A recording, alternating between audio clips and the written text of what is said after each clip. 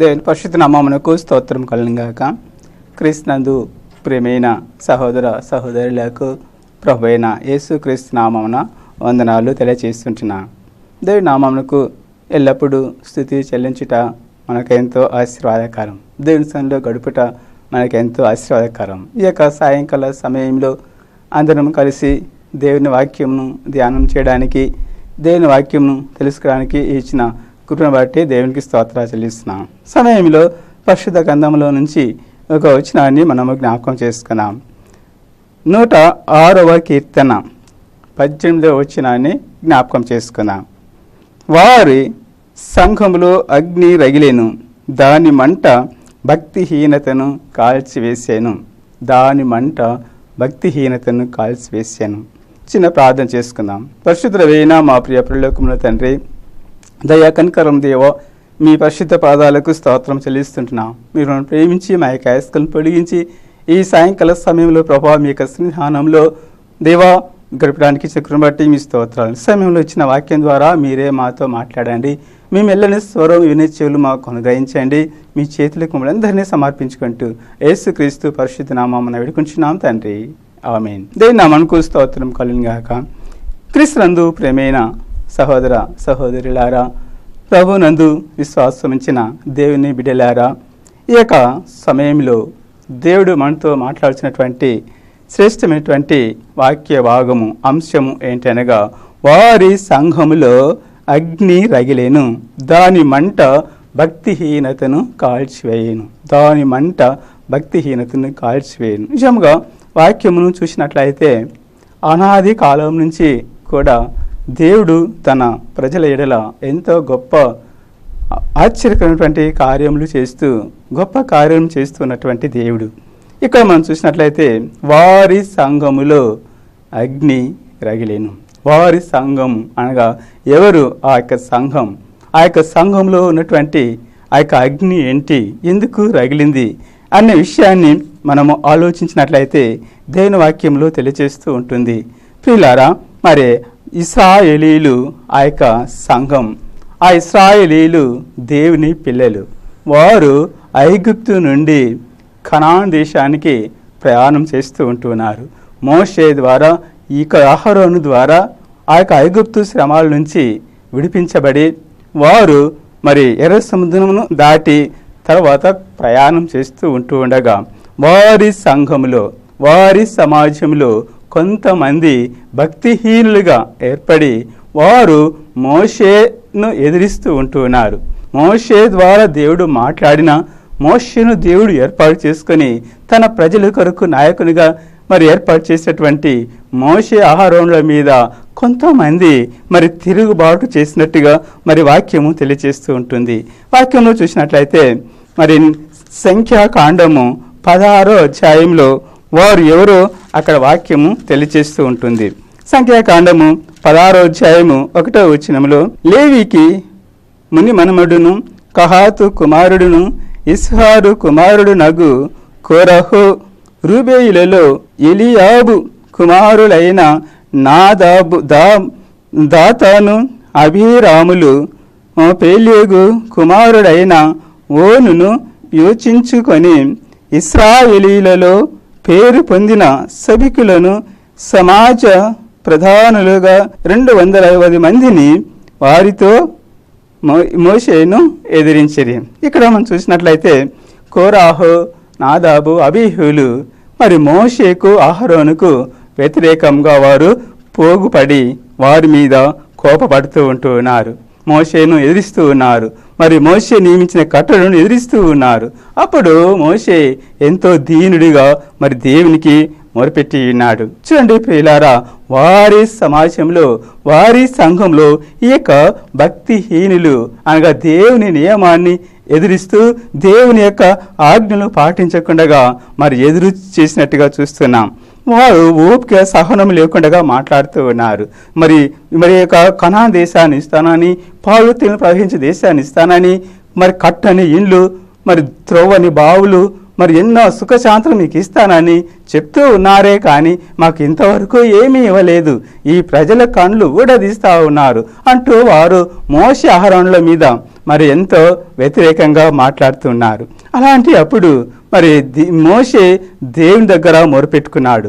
దేవుడు వాళ్ళందరూ కూడా సమాజ కూటమికి నడిపించాడు. వారు వచ్చిన తర్వాత మరి దేవుడు మోషేతో మాట్లాడాడు. మాట్లాడిన తర్వాత మోషే ఈ విధంగా సెలవిస్తూ ఉంటున్నాడు. 16వ అధ్యాయము 30వ వచనంలో చూసినట్లయితే మనం చూస్తున్నాం, యెహోవా గొప్ప వింత పుట్టించుట వలన వారు ప్రాణముతో పాతాళంలో కూలునట్లు భూమి తన నోరు తెరిచి వారికి కలిగిన సమస్తమును మ్రింగి వేసిన ఎడల వారు యెహోవాను అలక్ష్యము చేసిరి అని మీకు తెలియను. అనగా వీరు నాదాబు, కోరాహు, అబీరాములు వీరి యొక్క సమాజం అంతా కూడా మరి 250 మంది మరి ధూపార్తులు చేత పట్టుకొని దేవుని సన్నిధికి గుడారం దగ్గరకు వచ్చినప్పుడు ఆ గుడారం దగ్గర ఉన్నటువంటి మరి మోషే ప్రజలతో ఇదాగు సెలవిస్తున్నాడు, వీరు దేవునికి వ్యతిరేకంగా మరి పోగుపడినారు కాబట్టి వీరికి సామాన్యమైన మరణము కాదు, గొప్ప వింత పుట్టించే మరణము అనగా ప్రాణముతోని పాతాళంలోనికి మరి దిగిపోనట్లు చేయట ద్వారా దేవుడు నన్ను అహరోను ఏర్పాటు చేసుకున్నాడని మరి ఆయన చిత్త ప్రకారము ఇవన్నీ చేశానని మీరు గ్రహించండి అంటూ ఈ మాటలు మరి చెప్తూ ఉండగా చూసినట్లయితే 16వ అధ్యాయం 31వ వచనం నుంచి చూస్తే అతడు ఈ మాటలన్నీ చెప్పి తాలింపగానే వారి క్రింద నేల విడిచేను. భూమి తన నోరు తెరిచి వారిని, వారి కుటుంబీకులను, కోరహు సంబంధుల అందరినీ, వారి సమస్త సంపాద్యమును మ్రింగివేసెను. తర్వాత 33వ వచనంలో పాతాళంలో కూలిరి, భూమి వారిని మృంగివేసెను, వారు సమాజములో నుండకుండగా నశించిరి. చూడండి ప్రియులారా, కోరాహు, అబీరాము, దాతాములు వారి యొక్క కుటుంబాలు, వారి యొక్క పిల్లలు, వారి యొక్క భార్యలు, వారికి సమస్తము కూడా మరి వారు ఉన్న చోట భూమి నెరవిడిచెను. ప్రాణంతోనే అందరు కూడా మరి సమాధిలోనికి సజీవంగా వెళ్ళిపోయినట్టుగా చూస్తూ ఉంటున్నాం. తర్వాత మనం ఇంకొక వచనము చూసినట్లయితే 35వ వచనంలో, మరియు యెహోవా యొద్ద నుండి అగ్ని బయలుదేరి ధూపార్పణములను తెచ్చిన ఆ 270 మందిని కాల్చివేసెను. 270 మందిని అనగా ఇక కోరాహు, అబీరాము, దాతాములతో కూడా ఏకీభవించి మరి మోషే మీద తిరుగుబాటు చేసినటువంటి ఈ 250 మంది ధూపార్తులు చేత పెట్టుకుని అక్కడ ఉండగా ఇంకో దేవుని సన్నిధి నుంచి అగ్ని వచ్చి వారిని కాల్చివేసెను. ఆ 270 మంది మరి వారి కుటుంబాలు అంతా కూడా అక్కడ మరి కాల్చివేయబడినట్టుగా చూస్తున్నాం. వారి సంఘంలో, వారి సమాజంలో దేవుని అగ్ని రగిలెను. ఆ అగ్ని భక్తిహీనలను కాల్చివేసెను, భక్తిహీనతను కాల్చివేయును. ఆ భక్తిహీనత అనేటువంటి పాపాన్ని ఏక పరిశుద్ధ అగ్ని కాల్చివేస్తుందని ఇక్కడ వాక్యం చూస్తూ ఉంటున్నాం. అవును ప్రియులారా, మరి ఆ విధంగా మనం చూసినట్లయితే దేవుని వాక్యం, దేవుని మాట మరి గొప్ప అగ్ని లాంటిది, దేవుని మాటలో అలాంటి మరి శక్తి ఉన్నది అంటూ ఇర్మియా గ్రంథంలో మనం చూసినట్లయితే ఆ యొక్క వచనము మనకు తెలియబడుతూ ఉన్నది. ఇర్మియా గ్రంథము 23వ అధ్యాయము 29వ వచనంలో ఇలాగూ రాయబడినది. ఇక్కడ మనం చూసినట్లయితే, మరి నా మాట అగ్ని వంటిది కాదా, బండను బద్దలు చేయు సుత్తె వంటిది కాదా, నా మాట అగ్ని వంటిది కాదా అంటూ ఇక్కడ దేవుడు సెలవిస్తున్నాడు. దేవుని మాటనే అగ్ని, అగ్ని లాంటి శక్తి కలిగినటువంటిది దేవుని మాట. అగ్ని మనం చూస్తాం, మరి ఈ లోకంలో ఉన్నటువంటి భౌతిక అగ్ని ఈ లోకంలో అన్నిటిని కాల్చివేస్తూ ఉంది, మరి శుద్ధి చేస్తూ ఉంది. ప్రతి ఒక్క వస్తువును అగ్ని మరి పరీక్షిస్తుంది. కాబట్టి ఇక్కడ చూసినట్లయితే మరి దేవుని నోట వచ్చినటువంటి మాట అగ్నిలాగా మరి లోకంలో మరి ప్రజ్వరిల్లి పాపాన్ని, శాపాన్ని అంతా కూడా మరి కాల్చివేస్తుంది. నిర్మూలం చేస్తుంది అని ఇక్కడ వాక్యము తెలియజేస్తుంది. ఆ దేవుని నోటి నుంచి వచ్చినటువంటి ఆ అగ్ని లాంటి దేవుని మాట మరి ఏమి చేస్తుంది, ఏమి పరీక్షిస్తుంది అని మనం చూసినట్లయితే అది విశ్వాసులను మరి విశ్వాసంతో నింపడానికి గొప్ప శక్తి కలిగినటువంటి వాక్యం అయి ఉంటుంది. మొదటి పేతురు గ్రంథము 1వ అధ్యాయము 7వ వచనంలో దేవుని వాక్యమే అగ్నిలాగా మరి మనిషిలో ఉన్నటువంటి ఆ యొక్క మరి భక్తిహీనతను తీసివేసి గొప్ప విశ్వాసాల్లోనికి నడిపిస్తుందని, నశించిపోవు స్వర్ణము అగ్ని పరీక్ష వలన శుద్ధిపరచబడుతున్నది కదా, దానికంటే అమూల్యమైన మీ విశ్వాసము ఈ శోధన చేత పరీక్షకు నిలిచినదై. ఇక చూస్తున్నాం, ఈ శోధన చేత అనగా ఈ అగ్ని చేత పరీక్షకు నిలిచినదై. మరి సువర్ణము, బంగారం ఒక మంచి ఆభరణంగా తయారు చేయాలి, అది ఒక ఉపయోగం కావాలి అంటే దానిని కంసాల వాడు అగ్నిలో వేసి దాన్ని కరిగించి దాంట్లో మస్తు మరకం తొలగించి శ్రేష్టమైన బంగారుతో శ్రేష్టమైన ఆభరణం చేసినప్పుడు అది ఎంతో అమూల్యంగా ప్రకాశిస్తూ ఉంటుంది.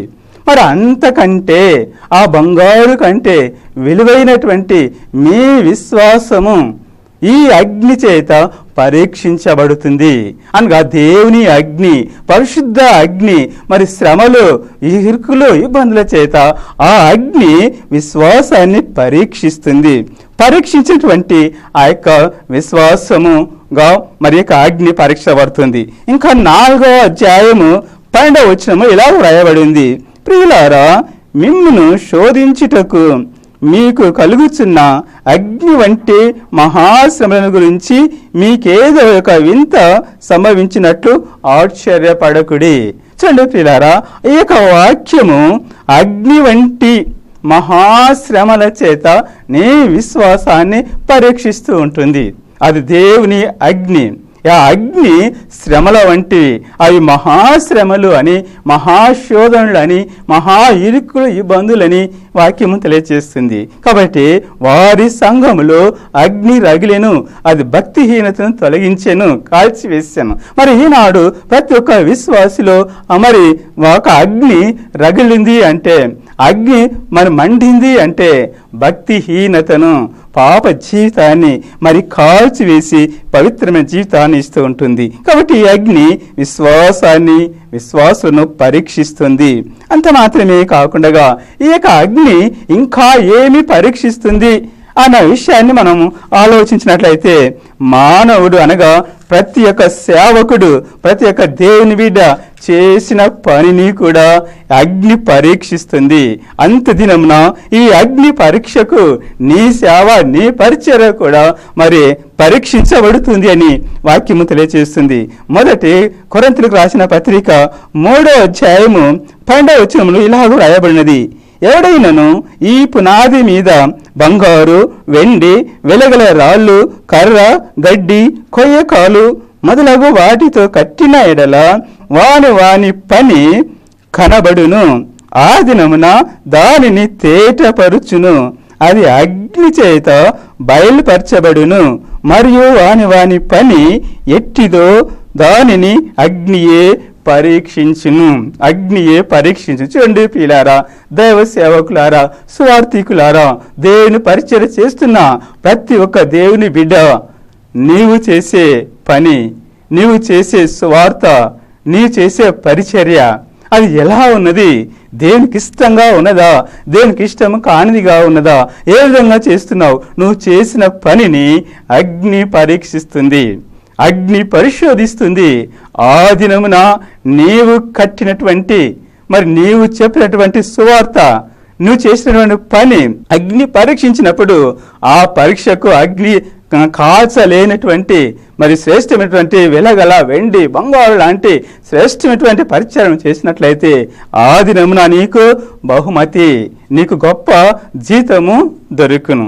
లేదా నీవు గడ్డి, కొయ్యకాలు మరి అశాశ్వతంగా మరి చేసినట్లయితే అది అగ్ని పరీక్ష కాలిపోతుంది. కాలిపోయినట్లయితే నీకు జీతము లభించదు. అవును ప్రియులారా, మరి నమ్మకంగా అగ్ని చేత నింపబడిన వారై గొప్ప పరిచర్య మరి సువార్తలో మనం ముందుకు సాగవలసిన వారమై ఉంటున్నాం. అగ్ని పరీక్షకు నిలిచినటువంటి ఆత్మలు కావాలి. ఏదో తూర్పు పోసినప్పుడు గాలికి కొట్టుకుపోయే ఆత్మలు ఎన్ని ఉంటే ఏ ప్రయోజనం? ఆ పొట్టు ఎందుకు పనికిరాదు, కాల్చేయడానికే కానీ మరి దేనికి పనికిరాదు. కాబట్టి గట్టి గింజలు లాంటి ఆత్మలను సంపాదించుకోవాలి. గట్టి గింజలు లాంటి విశ్వాసము మనము కలిగి ఉండాలి. ఆ విశ్వాసము మరి అగ్ని పరీక్షిస్తుంది.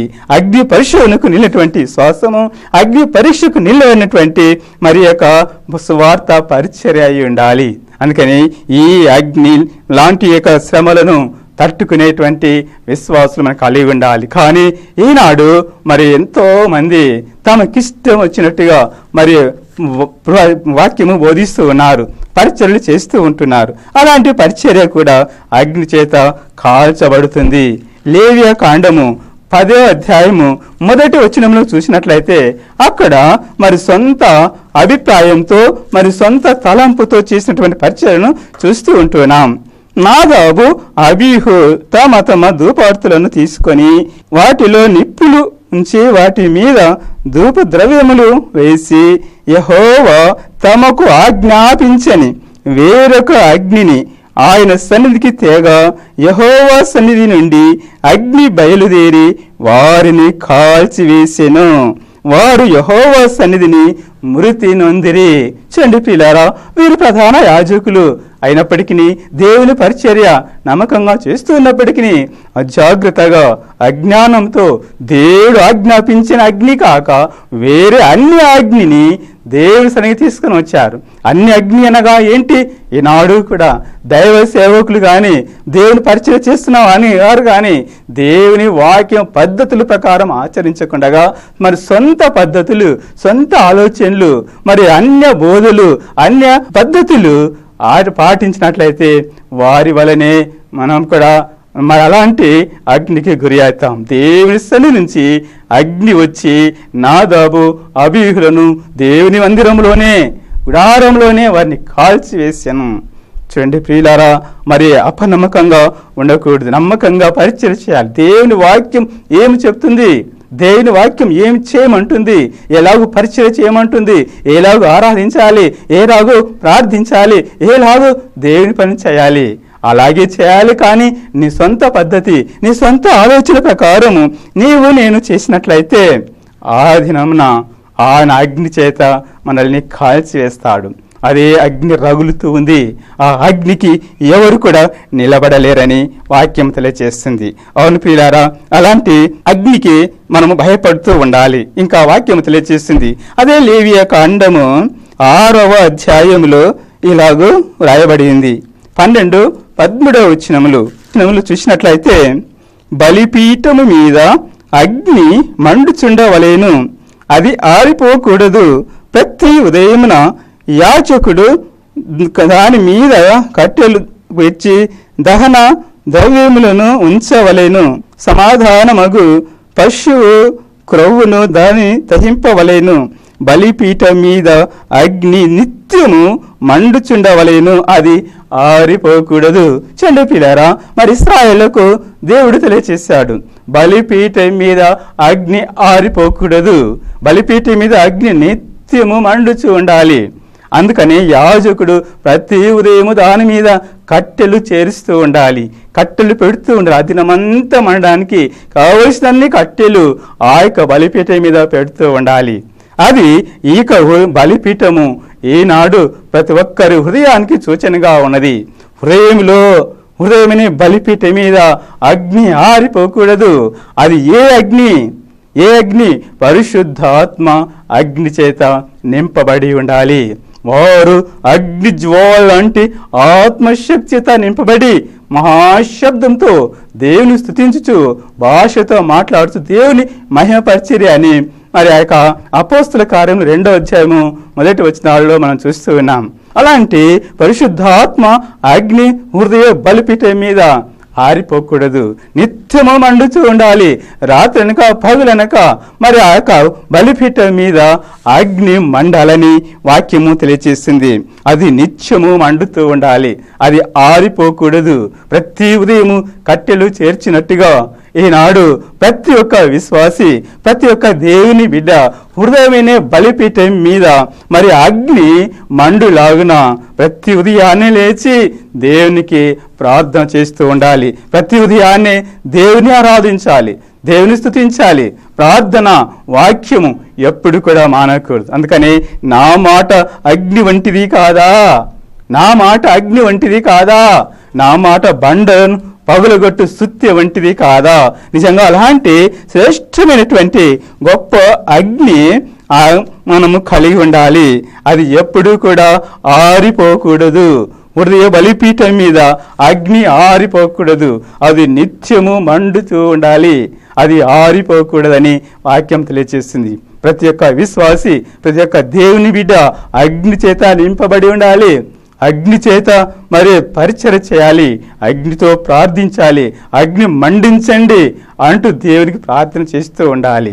అప్పుడు ఆ యొక్క హృదయ బలిపీఠం మీద అగ్ని ఆరిపోకుండా అది భక్తిహీనత అంతటిని కూడా కాల్చివేస్తుంది. పరిశుద్ధాత్మతో వాక్యం బోధించినట్లయితే అగ్ని వలె ప్రతి ఒక్కరి హృదయాన్ని మండిస్తుంది. పరిశుద్ధాత్మ ప్రార్థన చేసినట్లయితే అగ్ని వలె నశించిపోతున్న ఆత్మలో కూడా రక్షణ కలుగచేస్తుంది. ఆ యొక్క అగ్ని భక్తిహీనతను కాల్చివేసే అగ్ని, అది పరలోకం నుంచి దిగి వచ్చేటువంటి అగ్ని. అందుకనే యేసుక్రీస్తు ప్రభువు కూడా ఈ లోకంలో జీవిస్తూ ఉన్నప్పుడు ఆయన చెప్తూ ఉన్నాడు, ఆయన ఏమని చెప్తూ ఉన్నాడు, మరి యేసు ప్రభు ఏమి తీసుకొచ్చినాడు భూమి మీదికి, మరి ఏమి చేయడానికి వచ్చాడు అన్న విషయాన్ని కూడా మరి లూకాసు వార్తకు రాస్తూ ఉన్నాడు. లూకాసు వార్త 12వ అధ్యాయము 49వ వచనంలో ఇలాగ రాయబడి ఉన్నది, నేను భూమి మీద అగ్ని వేయవచ్చి తిని అది ఇదివరకే రగులుకొని మండవలనని ఎంతో కోరుచున్నాను.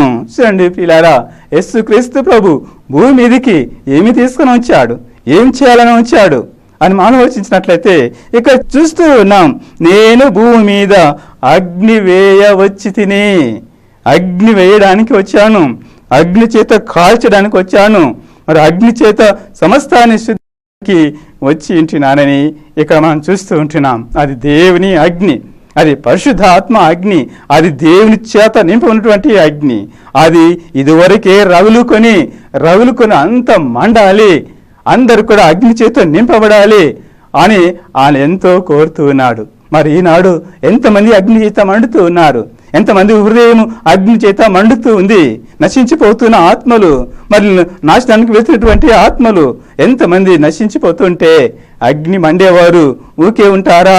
స్వార్థ చెప్పకుండా ఊక వింటారా? మరి కళ్ళు మూసుకొని ఉంటారా? ఎంత మాత్రం ఉండరు. అగ్ని మండుతూ ఉన్నటువంటి వారు స్వార్థను ప్రకటించి అగ్ని లాంటి పరిచయం చేసి ఆ మూల్యమైన రత్నం లాంటి, ముత్యాల లాంటి, వెండు బంగాళ లాంటి ఆత్మల చేత ఆక మరి బండ మీద కట్టబడుతూ ఉంటారు. సజీవమైన రాళ్ళ వలె ఉండి ఆత్మసంబంధమైన మందిరంగా కట్టబడుతూ ఉంటారు.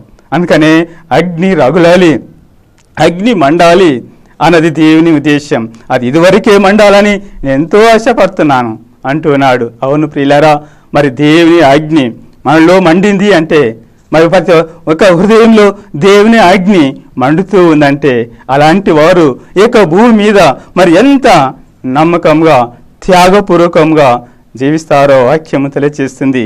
పరిశుద్ధ గ్రంథంలో మరి దేవుడు మరి సెలవిచ్చినటువంటి వాక్యం మనం చూసినట్లయితే వాక్యంలో ఇలాగ వ్రాయబడింది. దానియేలు గ్రంథము 3వ అధ్యాయము 25వ వచనం మనం చూసినట్లయితే ఇలాగ మనం చూస్తూ ఉంటూ ఉన్నాం. అందుకు రాజు, నేను 4 మనుష్యులను బంధకం లేక అగ్నిలో సంచరించుట నేను చూచుచూ ఉన్నాను, వారికి హాని ఏమీ కలగలేదు.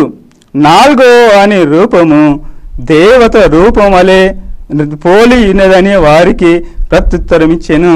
చండి పిల్లారా, నెబుకద్నెజరు మరి బబులోను సమాజంలో ఉన్నటువంటి తన యొక్క రాజ్యంలో పెద్ద విగ్రహాన్ని చేసి దాన్ని ప్రతిష్ఠ చేసినటువంటి దినమున అందరినీ పిలిపించి వాయిద్యాలు పెట్టి మరి వాయిద్యాలు వాయించినప్పుడు అందరూ విగ్రహానికి నమస్కారం చేయాలని, అలాగూ నమస్కారం చేయకపోతే అలాంటి వారిని అగ్నిగుణంలో వేస్తానని రాజు శాసనం చేశాడు. కానీ ఇక షడ్రక్, మెషక్, అబేద్నెగోలు వీళ్ళు 3 దేవుని అగ్ని చేత నింపబడి ఉన్నారు ఆత్మచేత నింపబడి ఉన్నారు. రాజాజ్ఞకు భయపడలేదు, విగ్రహాన్ని పూజించలేదు, మ్రొక్కలేదు. కానీ మాది తెలుసుకొని రాజు వారిని పిలిపించి, షడ్రక్ మేషక్ అబేద్నెగోలారా, నేను నిలబెట్టించిన ప్రతిమకు నమస్కారం చేయలేదని నేను విన్నాను. అది నిజమేనా? నిజమే అయినా పర్వాలేదు, ఇప్పుడైనా మీరు ఆ విగ్రహానికి మ్రొక్కినట్లయితే, నమస్కరించినట్లయితే నేను విడిచిపెడతాను. లేని ఎడల నా చేతుల నుండి ఎవరు మీరు విడిపించలేరు, అగ్నిలో వేస్తాను అని భయపడించి మాట్లాడినప్పటికీ వీరు మాత్రం భయపడలేదు ప్రియులారా. ఎంతో గట్టి విశ్వాసంతో మరి మాట్లాడుతున్నారు. ఓ నెబుకద్నెజరు, మేము సేవించుతున్న దేవుడు వేడిమి గల అగ్నిగుండల నుంచి రక్షించడానికి సమర్థుడు. ఒకవేళ ఆయన మనం రక్షించకపోయినా అగ్నిగుండంలోనికి వెళ్ళి చడావన్న చేస్తాము, కానీ ఈ విగ్రహానికి మ్రొక్కము అని తెలుసుకో అని ఎంతో తీవ్రంగా ధైర్యంగా విశ్వాసంతో మాట్లాడగా రాజు ముఖం వికారం అయిపోయింది. చూడండి ప్రియులారా, రాజు కోపం అధికమైనందు వలన అగ్నిగుండాన్ని 7 అంతులు అధికం చేసి వారిని మరి బట్టలు తీసివేయక వారిని సజీవులుగా ఆ యొక్క అగ్నిలోనికి పాడివేయడానికి తీసుకుని వెళ్ళారు. వారు అగ్నిలో వేయగా మరి షడ్రక్ మేషక్ అబేద్నెగోలు అగ్నిగుండములో తిరుగుతూ ఉన్నారు. వారు కాలిపోలేదు, వారికి హాని చేయలేదు. తారు ముగ్గురిని వేసింటే 4 మనుషులు కనిపిస్తున్నారు. రాజు పైనుంచి చూస్తూ ఉన్నాడు. వారు సంచరిస్తూ ఉన్నారు, అగ్నిగుండంలో తిరుగుతూ ఉన్నారు. 4వ రూపము దేవదూత రూపం వలె ఉంది. రాజు ఆశ్చర్యపోయాడు. ఆశ్చర్యపోయి సేవకుని పిలిపించి, మనం ఎంతమందిని అగ్ని వేసింది అంటే, రాజా 3 అన్నారు. ఆయన నాకు 4 కనిపిస్తూ ఉన్నారు అని చెప్పగా వారిని తిరిగి బయటికి నడిపించారు. షడ్రక్ మేషక్ అబేద్నెగోలారా, బయటికి రండి అనగానే అగ్నిగుండంలో నుంచి సజీవులుగా ఏ హాని పొందకుండా తిరిగి బయటికి వచ్చి వారి ముందు నిలబట్టుగా చూస్తున్నాం. చండి ప్రియులారా, వీరు అగ్ని చేత నింపబడి ఉన్నారు. అగ్నిని కాలుస్తుందా? దేవుని అగ్ని వీరిలో ఉన్నది. ఈ లోక అగ్నిగుండము అక్కడ ఉన్నది.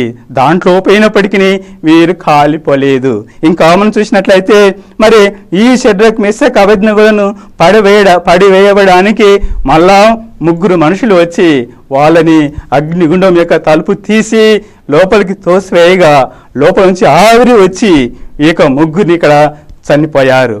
వీళ్ళు 3 అగ్నిలో తిరిగి మరి ఎంతో సజీవులుగా వచ్చారు. వీరు చనిపోయారు, వీరు బతికారు. ఎందుకు? కారణం ఏంటి? వాళ్ళలో దేవుని అగ్ని మండుతూ ఉంది. వీరిలో అగ్ని లేదు కాబట్టి వీరు చనిపోయారు. వీరు దేవుని అగ్నితో మండుతున్నారు కాబట్టి అగ్ని గుండంలోనికి వెళ్ళినా కూడా వారు చనిపోలేదు. ప్రియులారా, ఈనాడు ఒకసారి ఆలోచించు. నీవు దేవుని అగ్ని చేత నింపడి ఉన్నావా? అది నీ భక్తిహీనతను కాల్చివేస్తుంది, లేదా నిన్ను అగ్ని కాల్చివేస్తుంది. నాదాబాబీహులు అన్ని అగ్ని తెచ్చి వారు మరణించిరి.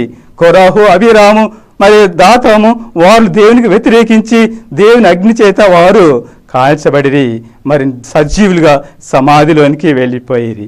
ఈనాడు నీవు చూస్తున్నావు. మరి దేవుని వాక్యం చెప్తుంది, ఏ ఒక్కరు హృదయము అగ్ని చేత నింపబడి ఉండాలి. హృదయము అగ్ని చేత నింపబడి ఉండాలి. అప్పుడే ఆ యొక్క 2వ అగ్నిగుండం అటువంటిది మరి కాల్చలేదు. అందుకని ప్రియులారా, సమయంలో నిన్ను దేవుని చెలుకు సమర్పించుకొని అగ్ని చేత నింపడానికి తీర్మానం చేసుకో. అట్టి కృప దేవుడు అందరికీ దయచేయునుగాక.